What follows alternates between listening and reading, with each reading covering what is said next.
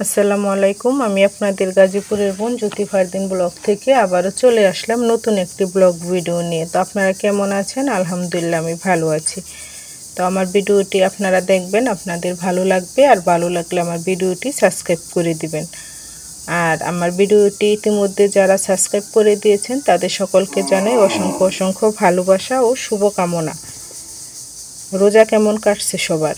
আমার আলহামদুলিল্লাহ, এবারে রোজার মতো মনে হচ্ছে কখনো পাইনি। কি সুন্দর স্নিগ্ধ আবহাওয়া, গলা শুকিয়ে এক ফোঁটা পানির তৃষ্ণা লাগে না। আলহামদুলিল্লাহ, খুব শান্তি লাগছে। সকল মুসলিম ভাই বোনেরা যেন সবগুলো রোজা রাখতে পারে ইনশাল্লাহ। এটা কি পোকা জানেন? অনেকেই হয়তো চিনেন না। এটা ঝিঝি পোকা। আমাদের এই গ্রামে এই ঝিঝি পোকা এখন প্রচুর।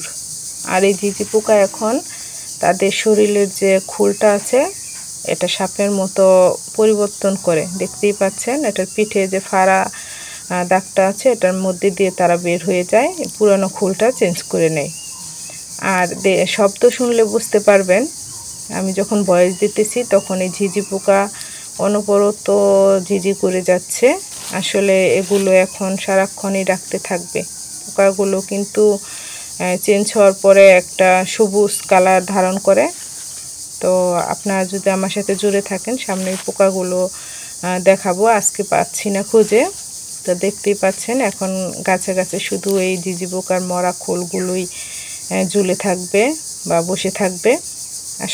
আসলে গ্রামের প্রাকৃতিক যে চেঞ্জ, যে পরিবর্তন, যেমন এখন গাছে গাছে পাতা ঝরবে, পাতা ঝরার সিজন, আর ফল ফুলে গাছগুলো ভরে যাবে, এর সাথে সাথে এই ঝিঝি পোকাগুলো চেঞ্জ হবে। তো দেখতেই পাচ্ছেন আমাদের লটকা গাছের লটকাগুলো এখন মাশাল্লাহ বেশ বড় বড় হয়ে গেছে। তো সুন্দরও লাগতেছে। প্রাকৃতিক দৃশ্যের কোনো তুলনা হয় না, সত্যি অসাধারণ। তো দেখেন আমাদের লটকা গাছের লটকাগুলো মাশাল্লাহ খুব সুন্দর হয়ে যাচ্ছে, বড় বড় হয়ে গেছে।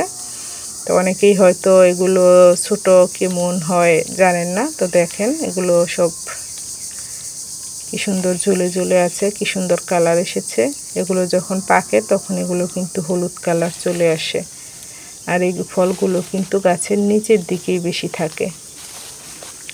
মাশাআল্লাহ, দেখতে খুবই সুন্দর লাগতেছে।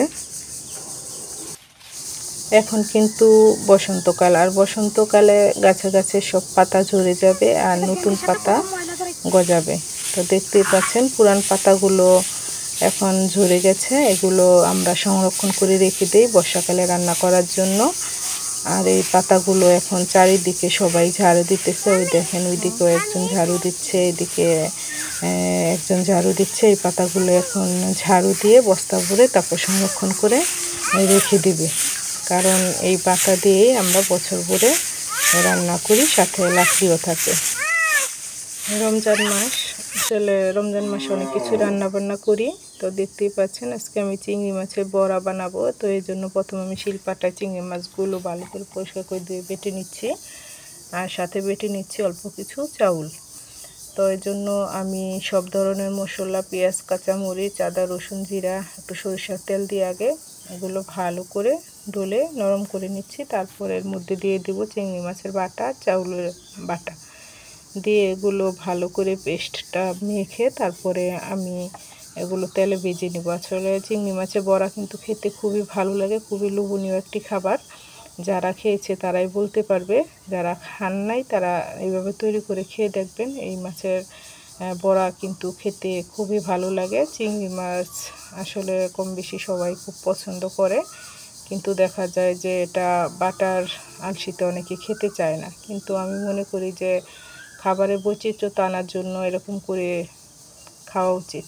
তো আমি আবার আরেকটা নতুন রান্না করব, জানি না কে কে খেয়েছেন, মুরগির মাংস দিয়ে ডাঁটা। এটা গাজীপুরের মানুষের অনেক প্রিয় একটি খাবার। ডাঁটা যে শুধু মাছ দিয়ে রান্না করে খায় তা না, আমরা কিন্তু ডাঁটা গরুর মাংস দিয়ে, মুরগির মাংস দিয়ে অনেকভাবেই রান্না করে খাই। তো আজকে আমি মুরগির মাংস দিয়ে রান্না করব।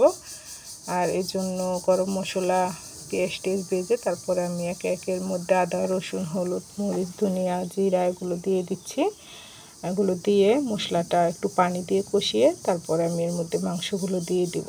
আসলে খাবারের বৈচিত্র্যতার কোনো শেষ নেই। আমাদের এই জায়গায় আমরা গ্রামের মানুষ অনেক ধরনের খাবারই খাই।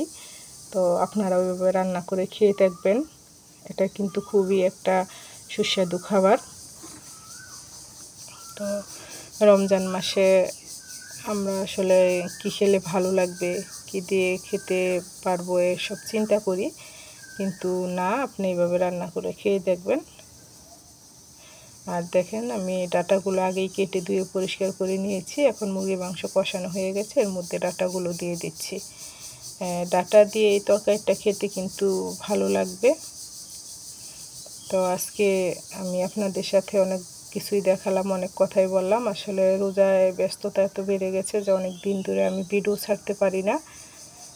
ভিডিও যে এডিট করব, ভয়েস দেব, আসলে ওর একটা সময় আমি নির্ধারণ করতে পারতেছি না। অনেক দিন হয়ে গেছে, তো আজকে ভাবলাম যে একটা ভিডিও ছাড়ি আমার প্রিয় ভাই বোনদের জন্য। তো আপনারা সকলে ভালো থাকবেন। আল্লাহ হাফেজ।